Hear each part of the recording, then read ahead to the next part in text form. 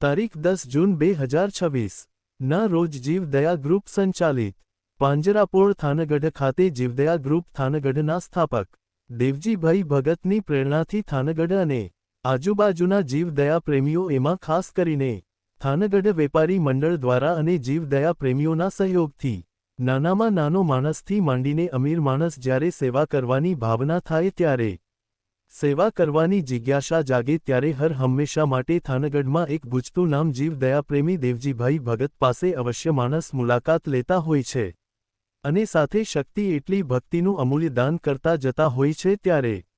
આ ફાળાની રકમ અને આવતું અનુદાન ભંડોળ ભેગું કરીને 10 પૈસાથી માંડીને 10,000 રૂપિયા દાન દેવાવાળા દેવજીભાઈ ભગત પાસે આવીને પોતાનો અમૂલ્ય સમય ફાળવીને દાન દેવા હર હંમેશ માટે ત્યાં રહે છે ત્યારે દેવજીભાઈ ભગત દ્વારા જીવદયાની અનેક પ્રવૃત્તિઓમાં કીડીને કણ હાથીને મણ જેમાં અબોલ પશુઓ જેમાં ગાય માતા તથા શ્વાન કૂતરા પશુ પક્ષીઓ અને અશક અને નિરાધાર માણસની સેવામાં હર હંમેશા માટે પોતાની જિંદગીમાં અનેક પ્રકારની પ્રવૃત્તિ કરતા માનવ સેવા એ જ પ્રભુ સેવા જીવ માત્ર દયાને પાત્ર જેવી અનેક પ્રવૃત્તિઓ કરીને જીવદયા ગ્રુપ થાનગઢ તરફથી 10 જૂન 26ના રોજ 140 મણ જુવાર લીલી જાર થાનગઢ પાંજરાપોળમાં આશરો લેતા અબોલ પ્રાણીઓ માટે મોકલવામાં આવેલ થાનગઢના વેપારી અને થાનગઢની જીવદયા પ્રેમીઓના સંયોગથી વિતરણ કરવામાં આવે છે થાનગઢમાં આવેલા જીવદયા ગ્રુપ જે